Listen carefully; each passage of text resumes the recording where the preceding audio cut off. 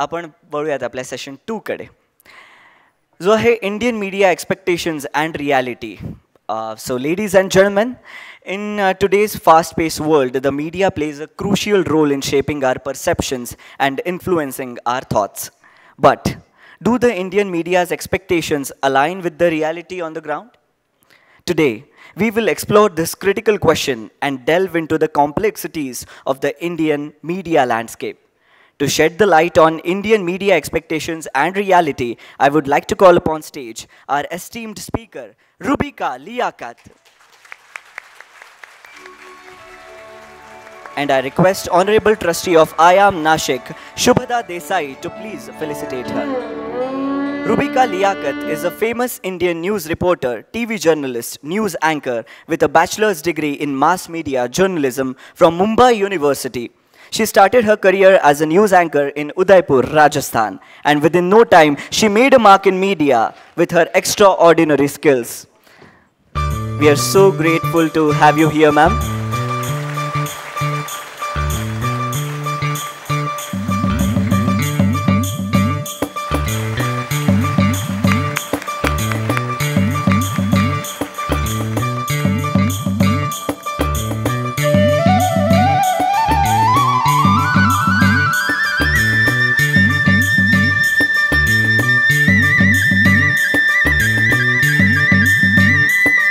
Thank you so much, man. Truly grateful to share the stage with you today because I've been watching your videos since a long time, and that's really a great pleasure for me. I would request you to please begin with this session. आप सबको मेरा प्यार भरा नमस्कार. गोदावरी के पावन तट पर खूबसूरत नासिक के नासिक वासियों को मेरा अदब से सलाम. और अब मैं आगे बढ़ूं उससे पहले आपसे एक आज्ञा लेना चाहती हूं. आप मुझे ऐसे बैठकर सुनना पसंद करेंगे या आप चाहते हैं कि मैं आपके सामने आगे खड़ी हो जाऊं? जैसी आपकी इच्छा.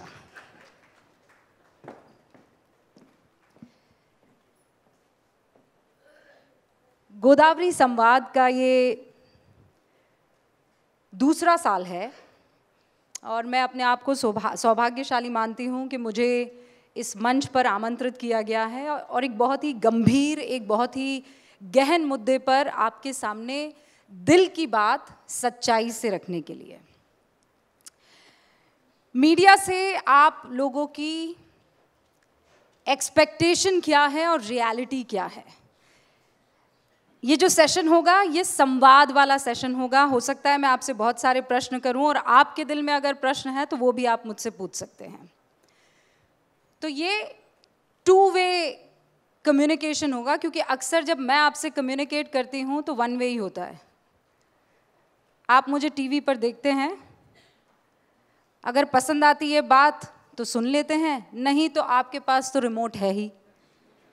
एक बटन दबाया और अगले जहां में चल दिए. न्यूज़ 18 इंडिया पर मैं 5 बजे का एक कार्यक्रम करती हूँ, गूंज. यहाँ तथ्यों की गूंज होती है. यहाँ सारे पार्टी के प्रवक्ताओं को जो अपने अपने इलाके में अपनी अपनी पार्टियों, अपने अपने संस्थाओं के बारे में एक्सपर्टीज़ रखते हैं, आते हैं और बात करते हैं.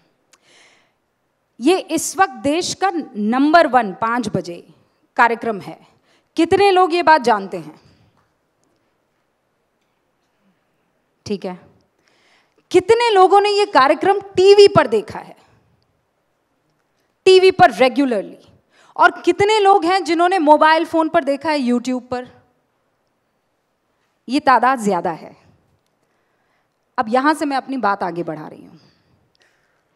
इस वक्त जब मैं आपसे बात कर रही हूं 70% से ज्यादा लोग टीवी छोड़कर सोशल मीडिया पर न्यूज़ कंज्यूम करना शुरू कर चुके हैं. और बहुत गौर से इस बात को सुनिएगा क्योंकि यहीं से असल चैप्टर की शुरुआत होती है. अब लोग टीवी कम देखते हैं. यूट्यूब पर, ट्विटर लीस्ट है और ये मैं आपको ऐसे ही नहीं बोल रही हूँ, ये आंकड़े हैं. और चूंकि फैक्ट्स की बात हो रही है तो मुझे इधर उधर बात नहीं करनी चाहिए, आंकड़े आपके सामने रख ही लेने चाहिए. तो तो ये लीजिए, मैं आंकड़े रख लेती हूँ ताकि बात को फिर आगे बढ़ा सकूँ। तो एक रिसर्च हुई और उस रिसर्च में ये पता लगाया गया कि कौन कैसे हिंदुस्तान में इस वक्त न्यूज़ को कंज्यूम कर रहा है। 54% के साथ यूट्यूब टॉप पर है और 13% के साथ ट्विटर। यूट्यूब के बाद कोई बता सकता है किसका नंबर है? Facebook, Insta? अरे भाई, आप रोज वहां जाते हैं, सुबह उठते ही सबसे पहले वो चीज खोलते हैं, व्हाट्सएप। देखा, सुबह उठते ही सबसे पहली चीज क्या खुली? व्हाट्सएप। आंखें खुली नहीं, व्हाट्सएप खुल गया। व्हाट्सएप 48%, फेसबुक 35%, इंस्टाग्राम 33% और टेलीग्राम 20%। तो 79% जो हैं, जो रिस्पॉन्डर्स थे इस सर्वे के, वो मोबाइल फोन से न्यूज़ को देख रहे थे। अब भैया यहाँ से चैप्टर की शुरुआत होती है। ये जितने भी, मैं अपनी बात करूँगी, ठीक है?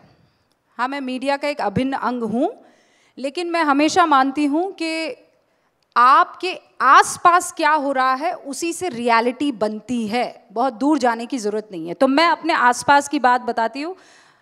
आनंद नरसिम्हा की गारंटी मैं नहीं ले रही हूँ, या मेरे किसी और मीडिया के साथी की गारंटी या उनकी मैं यहाँ पर ना मुखालिफत कर रही हूँ और ना ही वकालत कर रही हूँ, लेकिन आपको समझाना ज़रूरी है क्योंकि आप मेरे व्यूअर्स हैं। अब भाई, आप देख रहे हैं यूट्यूब। जब आप टीवी देख रहे थे तब वो लोग टीवी पर राज कर रहे थे जिनका एजेंडा था। आज से कुछ सालों पहले जब आप टीवी देखा करते थे, जब आपको बहुत मोहब्बत थी अपने टीवी सेट से, तब वहां उन लोगों का राज था जो वो चाहते थे दिखाते थे। और मैं आपको गिना देती हूं, किस किस ने देखा है आपके बेडरूम में भूत है क्या, आज रात 9 बजे। ये गाड़ी एलियन चला रहा है, आज रात 8 बजे। उस गली में जाती हुई सफेद साड़ी में लिपटी औरत कौन थी, बताएंगे आपको 7:15 बजे। मैं झूठ नहीं बोल रही हूं। काल कपाल महाकाल। अब आज की तारीख में मैं और आनंद एक ऐसा शो कर दें, क्या हालत करेंगे आप मेरी, और क्या हालत करेंगे आप आनंद की? और फिर आप कहते हैं कि आज का मीडिया बिक चुका है। आज जब हिंदुस्तान में मणिपुर की आबादी जितनी संख्या में गरीबी रेखा से लोगों को ऊपर उठा दिया जाता है, हम बताते हैं तो हम गोदी मीडिया हो जाते हैं। जर्मन का रिप्रेजेंटेटिव यहां आकर मिर्च खरीदता है पाव भर, और मिर्ची बेचने वाली कहती है यूपीआई से पेमेंट करो भैया, और मैं इसे हेडलाइन में दिखाती हूं, मैं गोदी मीडिया हो गई। और आज हम आंखों में आंखें डालकर पाकिस्तान को कहते हो नहीं खेलेंगे तुम्हारे साथ, नहीं करेंगे तुमसे बात, नहीं करेंगे तुमसे किसी तरह का कोई व्यवहार, जब तक तुम हमारे पीठ पर छुरा भोंकना बंद नहीं कर देते। और अगर मैं ये उसी फख्र और गर्व के साथ कहती हूं तो मैं बिकी हुई मीडिया हो जाती हूं। मुझे तो महात्मा गांधी 4 अखबार निकाले थे उन्होंने, अफ्रीका में थे तो इंडियन ओपिनियन, कि हिंदुस्तान का अपना क्या ओपिनियन है, फिर यंग इंडिया, फिर नवजीवन, फिर हरिजन। ये 4 अखबार थे और चारों अखबारों का क्या काम था? देश के दुश्मनों के खिलाफ पुरजोर तरीके से आवाज उठाना था कि नहीं था? और आज का मीडिया अगर हिंदुस्तान को आगे ले जाने की बात कर रहा है और कह रहा है तो हमें टैग कर दिया जाता है। तो जहां से चैप्टर शुरू होता है मैं वहां लौट कर आती हूं। अब भाई आप लोग देखने लगे यूट्यूब, और यूट्यूब पर आपको वो सारे लोग दिख रहे हैं जो कभी टीवी में हुआ करते थे। अब टीवी ने उन्हें टाटा बाय बाय कर दिया, तो उनको मिल गया यूट्यूब। दे जनाजन यूट्यूब पर वो आपके आए चले जा रहे हैं और आप मीडिया को गाली दे रहे हैं। भैया रिटायर हो गए हैं वो लोग, वो मीडिया नहीं है। वो मीडिया, आप सोचिए, जिस माँ ने, मीडिया मेरी माँ है, आनंद नरसिम्हा की माँ है, हम उसकी कोख में पले हैं, ये हमारा प्रोफेशनल, ये माँ है हमारी, हम इसकी कोख में पल रहे हैं। आप हमें देखते हैं, हमें टीआरपी मिलती है, हमें एड्स मिलती है, और ये किसी से छिपी बात नहीं है, और उससे हम सैलरी पाते हैं। और इस मां की कोख में पलते, अब कल को मैं इस कोख से निकल जाऊं और फिर उसे गाली देने लगूं, बताइए कैसा लगेगा? आज ये तमाम महानुभाव, मैं किसी का नाम नहीं लूंगी, ये मंच बहुत पवित्र है, यहां उनका नाम लेकर मैं गड़बड़ नहीं करूंगी। यहां संवाद हो रहा है और ईमानदारी से संवाद हो रहा है। अब ये लोग वहां उस यूट्यूब पर अपने अपने पेजेस खोलकर आज इस माँ को गाली दे रहे हैं कि आप ये हो गए हैं, आप वो हो गए हैं। मैं 2007 से मीडिया में हूं और मैं जानती हूं कि क्या और किस किस्म का बदलाव आया है। आज इस मंच पर नहीं शेयर कर रही हूं, पर एक दिन जरूर आएगा, क्या पता शायद किताब लिखूं तो उसमें एक एक डिटेल आप लोगों को बताऊंगी। क्या डिसाइड होता था, कैसे डिसाइड होता था, क्या किया जाता था। रोहित सरदाना का एक फेमस, आपको पता है, वो भगवान उन्हें स्वर्ग में सबसे उच्च स्थान पर रखे, लेकिन मुझे याद है वो एक जगह कह रहे थे, अरे भाई उनसे कहाँ हमारी बात कर रहे हैं, वो बड़े लोग हैं, वो फ़ोन कर करके मंत्रालय तय किया कर देते थे। ये उन जर्नलिस्ट की बात कर रहे थे वो, और ये बात सच है। और आज का आलम यह है कि मीडिया में अगर किसी एक शख्स का नाम आ जाए कि इसको फला मंत्रालय मिल सकता है, तो गारंटी उसको नहीं मिलेगा, गारंटी उसको नहीं मिलेगा। ऐसा इसलिए क्योंकि एक सेफ हैंड डिस्टेंस है सरकार में, मीडिया में। और मैं आपसे कह रही हूं, आपके सामने खुला चैलेंज छोड़ रही हूं, आज जो मीडिया है इससे बेहतर मीडिया कभी नहीं था। ये मैं चैलेंज दे रही हूं। किसको रोका है बात करने से, ये बताइए। आपने तो वो जमाना भी देखा होगा, आप में से बहुत ऐसे मुझे नजर आ रहे हैं जिनके बाल माशाल्लाह से सफेद हो चुके हैं, लेकिन आप मुझे ये बताइए, आपने तो इमरजेंसी का दौर भी देखा होगा, आपने वो दौर भी देखा होगा जब गुजरात के दंगे हुए थे और सिर्फ और जब बाबरी मस्जिद को ढाया गया था, उसके बाद कहाँ कहाँ इमरजेंसी, माफ़ कीजिएगा, गवर्नर रूल जो है वो लागू कर दिया गया था, प्रेसिडेंट रूल जिसे कहते हैं। आज ये सरकार करके दिखाए, कोई एक स्टेट मुझे बता दीजिए आप।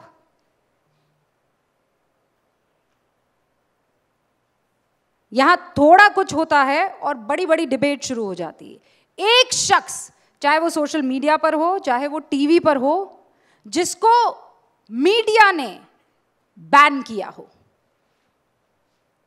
हाँ, ये बात अलग है कि पार्टियां हमें बैन कर देती है और फिर हम ही पर आरोप लगाती हैं कि लोकतंत्र की हत्या करे। अरे भाई, लोकतंत्र की हत्या मैंने कहा कि, मैं तो बुला रही हूं, प्रभु आओ आओ, अपने दिल की हर कसक निकालो। 1 घंटे का मेरा प्रोग्राम है, 1 घंटे में जितनी कसक निकाल सकते हो, मर्यादा में रहते हुए, मुझे धमकाए बगैर, मीडिया की गर्दन दबाए बगैर कहो।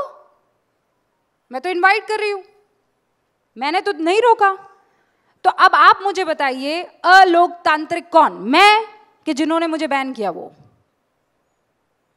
एक सीधी सी बात है। और एक और अहम मुद्दा आ जाता है आप लोगों की मीडिया से शिकायत का। और मैं जानती हूं आपके मन में बहुत सी शिकायतें होंगी,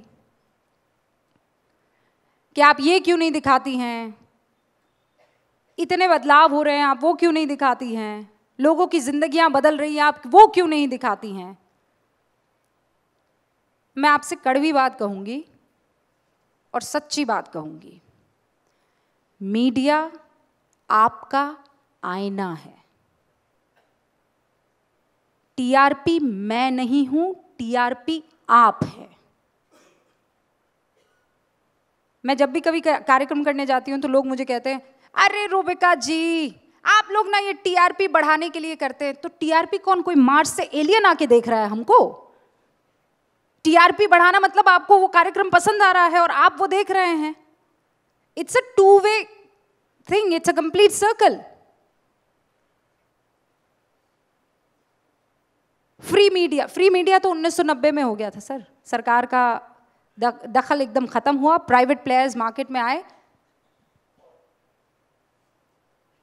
मैं भगवान नहीं हूं, मीडिया भगवान नहीं है, मीडिया मैसेंजर है। आपने कहा, मैंने सुना, मैंने उन तक पहुंचाया।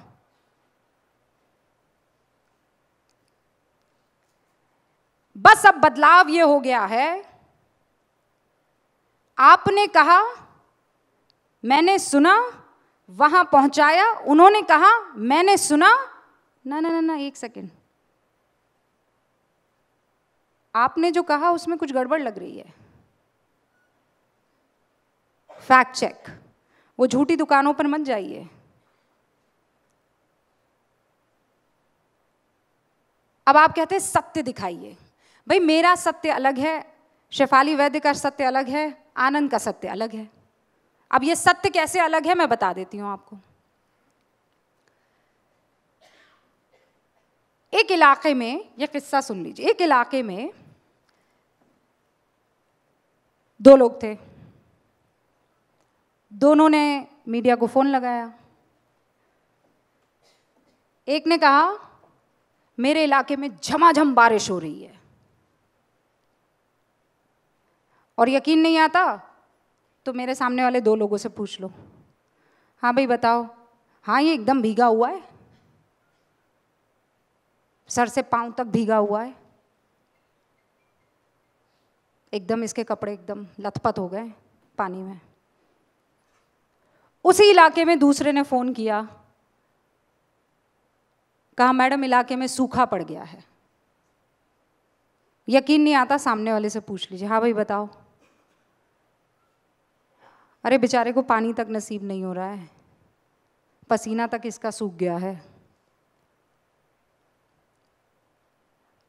तो जैसा एक्सपेक्टेशन है, मैं ये कह दूं कि नासिक में फला शख्स ने कहा हुई जमकर बरसात, और नासिक में फला शख्स ने कहा पड़ा है भयंकर सूखा।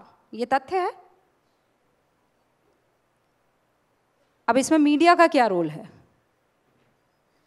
मेरा रोल यह है कि मैं वहां गई, दोनों से अपने अपने लोकेशन मांगी। पहले वाले शख्स के पास जब पहुंची तो सच में लथपथ था, भीगा हुआ था, पानी झमाझम बरस रहा था।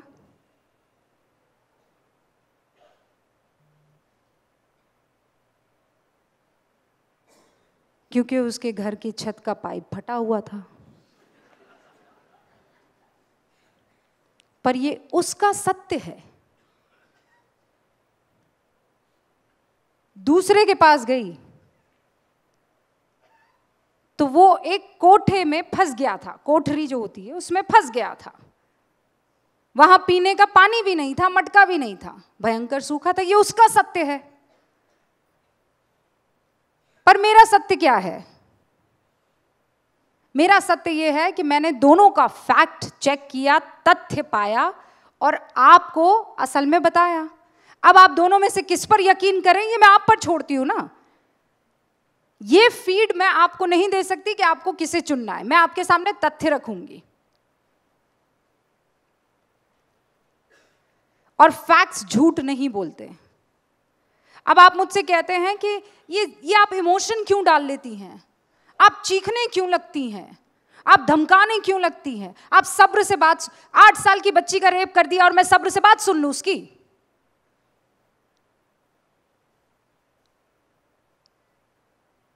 पाकिस्तान से आया, धड़ धड़ धड़ बंदूक चलाई, इनोसेंट लोगों को खत्म कर दिया, मैं सब्र से बात सुन लूं उसकी? सॉरी, मुझसे नहीं हो पाएगा, मैं रोबोट नहीं हूं।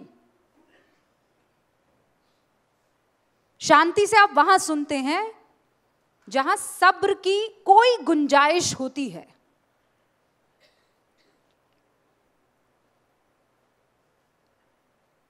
जब आप और मैं ये मानती हूं कि जो मीडिया के एक रिप्रेजेंटेटिव के रूप में जब मैं आपके सामने आ रही हूं, तो मैं कुछ भी बनावटी ना रखूं। जैसे मैं अपने पिता के सामने हूं, जैसे मैं अपनी माँ के सामने हुआ करती थी, जैसे मैं अपने परिवार के सदस्यों के सामने हूं, आपके आगे भी उसी परिवार के सदस्य के तौर पर आऊं। जैसे सोचती हूं वैसे आपके सामने रख दूं। आपको पसंद तो सर आंखों पर, ना पसंद तो मुझे कोई मतलब नहीं। बस देश का इकबाल बुलंद रहना चाहिए।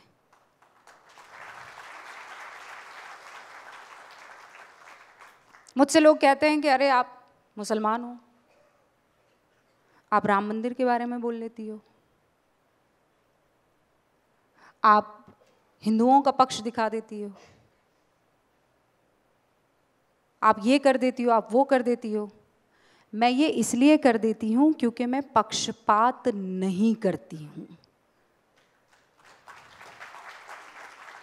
जो आप मुझसे एक्सपेक्ट कर रहे हैं ना,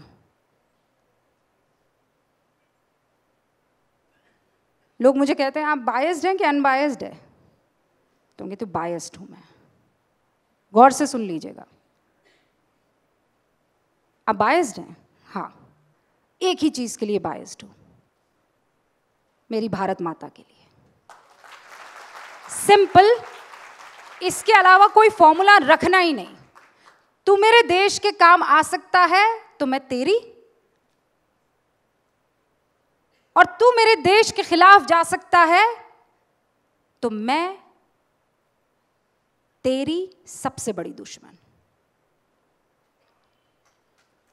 दैट्स द फॉर्मूला।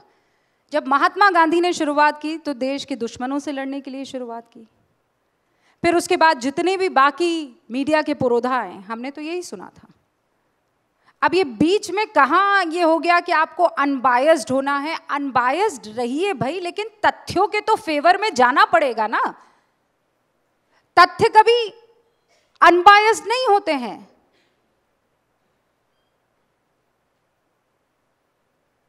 तथ्य यह है कि एक मरा, एक ने मारा, ये तथ्य है। अब इसमें आपको अपना सत्य ढूंढना है, और सत्य क्या है कि मारने वाले के साथ आप खड़े हैं या मरने वाले के साथ खड़े हैं। और अगर आपको एक साइड चूज करनी है तो आप वो साइड चूज करेंगे। उस साइड को चूज करने से अगर डर गए, तो वो एक कवि है ना जिन्होंने कहा है कि जो तटस्थ है उनका भी हिसाब होगा, जो ना इधर के हैं ना उधर के हैं उनका भी हिसाब होगा। और इस वक्त जब देश प्रगति कर रहा है, एक ऐसे ट्रैक पर उस रफ्तार से आगे निकल पड़ा है, तो उसमें आप अगर हल्का सा धक्का लगा देते हैं। मैं एपीजे अब्दुल कलाम का आपको भाई उनसे बातचीत हो रही थी, वो तो मदमस्त हैं, उनको तो किसी चीज़ की फिक्र नहीं थी, उनके मन में जो था वो कह देते थे, और मेरे भी रोल मॉडल है। तो भाई उनसे किसी ने पूछा कि आपने ऐसा किया, ऐसा क्यों किया, ऐसा नहीं करना चाहिए था। तो एपीजे अब्दुल कलाम अपने अंदाज में बोले, tell me why is the media here so negative? Why are we in India so embarrassed to recognize our own strength? Why? Our own achievements. Why are we so embarrassed? We are such a great nation. And मैं verbatim पढ़ रही हूँ ताकि इधर उधर ना. We are such a great nation. We have so many amazing success stories, but we refuse to acknowledge them. Why? मैं सोचती हूँ अगर एपीजे अब्दुल कलाम ये बात मेरे सामने कह रहे होते तो मैं उनसे ज़रूर कहती कि मत कहिए, क्योंकि अगर हम ऐसा करेंगे तो हमें गोदी मीडिया कह दिया जाएगा। तो कह दें, इससे कोई फर्क नहीं पड़ता है। कर्मण्ये वाधिकारस्तु मा फलेषु कदाचन। अपना कर्म कर रहे हैं हम, और मुझे फख्र है इस बात का कि जब मैं आपके घरों में आती हूँ तो इस बात का ख्याल रखकर आती हूँ कि इस देश का एक लक्ष्य है, इसे फिर से सोने की चिड़िया बनना है।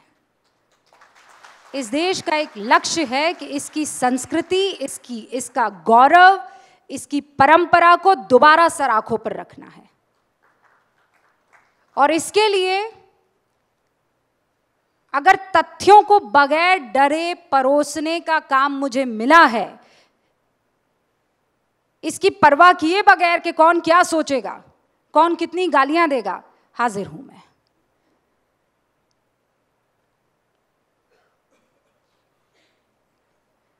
मीडिया में बहुत चीजों के बदलाव की जरूरत है, ये मैं आज भी मानती हूं। हम उस नेशन स्टेट से आगे नहीं बढ़े हैं, ये बात मैं आज भी समझती हूं, और धीरे धीरे वो बदलाव आ रहा है। अब परेशानी यह है कि पहले तो हमें उन लोगों से लड़ना पड़ता था जो हिंदुस्तान को किसी भी तरीके से ऐसे पकड़ के नकेल कस के रखना चाहते हैं। और इसमें अभी इससे पहले वाले सेशन की बात हो रही थी डीप स्टेट्स की। पर अब परेशानी यह है कि जो कभी इस मीडिया का हिस्सा रहे, अभी उनसे भी लड़ना पड़ रहा है।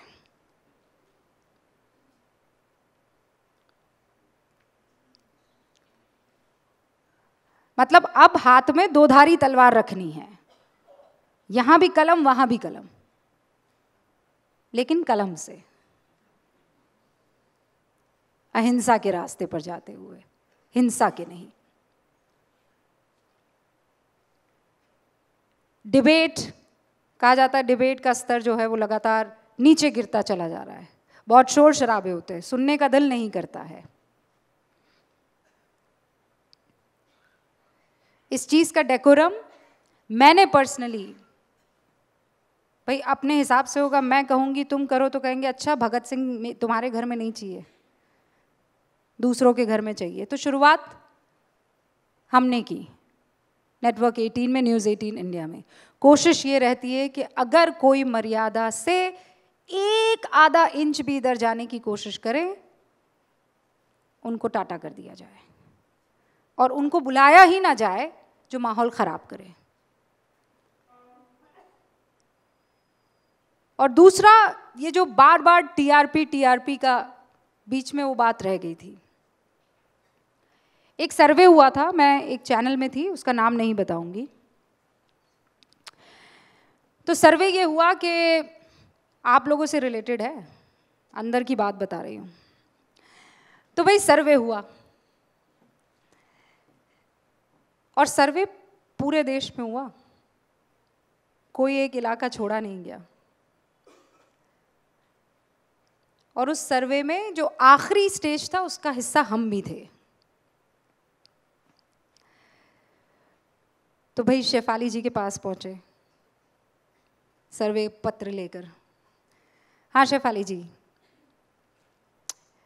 आप चैनल देखती हैं? हाँ देखते हैं। टीवी देखती हैं? हाँ देखते हैं। क्या देखती हैं? तो शेफाली जी ने मुस्कुराते हुए कह दिया, मैं खेती किसानी की बातें देखती हूँ। तो भाई हमने टिक कर दिया। फिर हम एक और साहब के पास गए, सर आपका नाम क्या है? विवेक जी के पास गए, और ये सच्ची है, सच्ची घटना है। हाँ विवेक जी, आप क्या देखते हैं, क्या देखना पसंद करते हैं? मैं वो रामायण पर जो चर्चा होती है बड़ा पसंद करता हूँ देखना। तो बड़ी बढ़िया बात है। फिर एक और साहब के, आपका नाम क्या है मैम? दक्षिणा। दक्षिणा के पास गए। दक्षिणा ने कहा महिलाओं के प्रति जो आवाज़ बुलंद होती है हम उसे देखना पसंद करते। फिर ऐसे करके बोतियां हमने इकट्ठी कर दी। आप कितनी बजे उठते हैं? हम 6 बजे उठ जाते हैं। अच्छा, 6 बजे से हम देखना शुरू कर देते हैं, हम 6 बजे ये देखना पसंद करते हैं, 8 बजे ये देखना पसंद करते हैं, 10 बजे ये देखना पसंद करते हैं। ईमानदारी से उन सब का सार निकाल के प्रिज्म से हमें एक फॉर्मूला दिया गया। फॉर्मूला क्या था? कोई भी खबर जो हमें स्क्रीन पर दिखानी है उसमें महिला, खेती किसानी यानी किसानों की बात, जवानों की बात, ऐसे 6-7 लेंस आए थे कि ये अगर ये खबर नहीं तो आपको चैनल पर नहीं दिखाना है, ठीक है। और पॉजिटिव खबरें, मतलब कश्मीर से कन्याकुमारी तक सर्वे में क्या निकला? देखिए ना, हम ये सब लड़ाई झगड़े की खबरें देखना पसंद नहीं करते हैं, आप लोग बस ये दिखाते हैं, बिल्कुल भी मत दिखाइए। पॉजिटिव खबरें हमें पसंद है। तो भाई जो प्रमोटर थे चैनल के, उन्होंने कहा देखो ये पूरे देश ने कह दिया है, झूठ नहीं बोलता है देश। और छोटा मोटा सर्वे नहीं था, ऐसा नहीं कि वो ये जो आप एग्जिट पोल वाले सर्वे की बात देख रहे हैं, छोटा मोटा सर्वे नहीं था, तादाद में लोगों से बात की गई थी। और चूंकि मुझे नंबर याद नहीं है तो मैं झूठा कोट नहीं करना चाहूँगी, लेकिन इतना जानती हूँ कि हिंदुस्तान की पॉपुलेशन के हिसाब से वो बहुत बड़ा सर्वे था। तो भाई तय हो गया, मीटिंग आई, तय हो गया, मीटिंग बुलाई गई कि अब ये होगा, पॉजिटिव खबरों पर सबको ध्यान देना पड़ेगा। तो 4 बजे की जिम्मेदारी मुझे दी गई। मेरे बुलेटिन का नाम था पॉजिटिव न्यूज़। सच्ची में दिल पर हाथ रख के बताइएगा उसकी टीआरपी क्या होगी? जल्दी बताइए, जोर से बोलिए। 0। और ये टीआरपी कौन है? जोर से बोलिए। तो जब आप ऐसे करते ना, ऐसे मीडिया टीआरपी, तो ये 3 किसकी तरफ है? जल्दी बताइए, जोर से बोलिए ना। जिस दिन आपने वो देखना बंद कर दिया, हिम्मत नहीं है उसकी आपके घर में आ जाए। आपके घर में आ रहा है वो। आपकी पावर आप जानते नहीं हैं। मैं आप लोगों से बहुत डरती हूं। आप सिर्फ ऐसे में, ये वाली चुटकी नहीं, ऐसे में काम खत्म करते हैं। ये इसलिए कर रही थी क्योंकि इसी से आप बटन दबाते हैं। तो power lies in your hand. फिर आप कहते हैं नहीं नहीं आप दिखाती क्यों, आप दिखाए मत ना। तो मैं तो आपको लाइव एग्जाम्पल दे रही हूं। मैंने नहीं दिखाया, हमने नहीं दिखाया। दूरदर्शन पर बताइए क्या होता है? फ्री है, सबकी जगह पर आता है। अभी मैं किसी को खड़ा करके पूछ लूं ना कि वो किसान भाई का कितनी बजे आता है कार्यक्रम, मामले फंस जाएगा मामला। किसी को अगर यहाँ खड़े कर कर मैं पूछ लूं, जो ये सोचता हो कि मीडिया, किसी एक को वहाँ खड़ा करके और मैं ये पूछ लूं कि अच्छा वो बताइए वो जो सक्सेस स्टोरीज वाला जो शो है वो दूरदर्शन पर कितनी बजे आता है, फंस जाएंगे आप बुरे वाले। तो ये जो एक्सपेक्टेशन है उसकी रियलिटी आप है। इसका मतलब ये नहीं कि मैं आपके ऊपर दोष देकर भाग रही हूं। मुझे जो करना है वो मैं करूंगी, लेकिन अगर वो आपको नापसंद है तो आपके पास रिमोट है। पर प्रॉब्लम यह है कि रिमोट से हाथ हटके यहां आ गया है, और यहां वो लोग बैठे हैं जो आपको बहुत इरिटेट करते हैं, लेकिन फिर भी आप देख लेते हैं। क्यों देखते हैं? मत देखिए। हमें एक साथ रहने की जरूरत है। आप मुझे ताकत दें, मैं आपको ताकत दूं। That is how it works, plain simple. ईंट से ईंट बनेगा पिलर, पिलर पे खड़ी होगी इमारत, और ये इमारत है भारत की, बुलंद भारत की।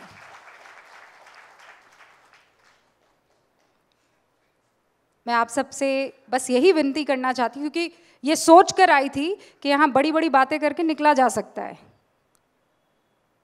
लेकिन अगर दिल से जो मेरे दिल की बात है वो ना कहती तो ये संवाद झूठा और अधूरा रहता, और ना मैं कोई काम अधूरा छोड़ती हूँ, और झूठ तो अपने को कहने की आदत ही नहीं है।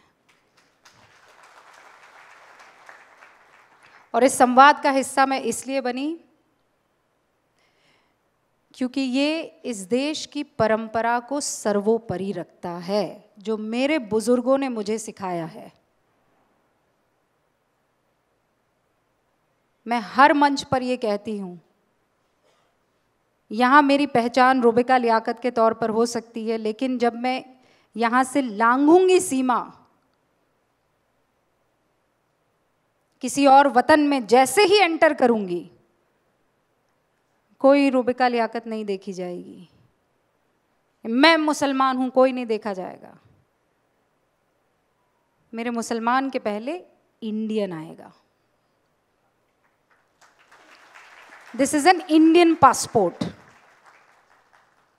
Which country? इंडिया। कोई मुझसे ये नहीं पूछेगा विच रिलीजन। मुझसे आज तक कभी किसी ने ये नहीं पूछा है विच रिलीजन। बाहर जब जाती हूँ, मैम तो जर्मनी में रहकर आई, सबसे पहले पूछा जाता है which country.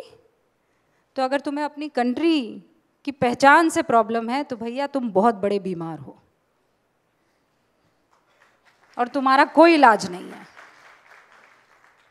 So I as an proud Indian, a representative of media fraternity, promise you that I will never let this country down. Never. No matter how they tag me, no matter how many times that name calling thing happens, I promise you, मेरे लिए अव्वल और आखिर जय हिंद और भारत माता की जय है। Thank you. जय। बहुत बहुत धन्यवाद मैम। हम आपको आज तक बस टीवी पर, यूट्यूब पर ही देखते आए हैं, लेकिन आज आपको करीब से देखने का मौका मिला, उससे भी ज़्यादा सुनने का मौका मिला, और आपके हर वाक्य में देशभक्ति झलकती है, ये जानकर बहुत बहुत अच्छा लगा। उसी के साथ दर्शक के तौर पे हमारे हाथों में जो पावर है उसके बारे में आपने हमें जागृत किया, और उस पावर को यूज़ करके भी हम आपके वीडियो ज़रूर देखते रहेंगे। ओके, सो हमारा सौभाग्य है कि आज हम सबको आपको सुनने का मौका मिला। बहुत बहुत धन्यवाद। Thank you so much ma'am.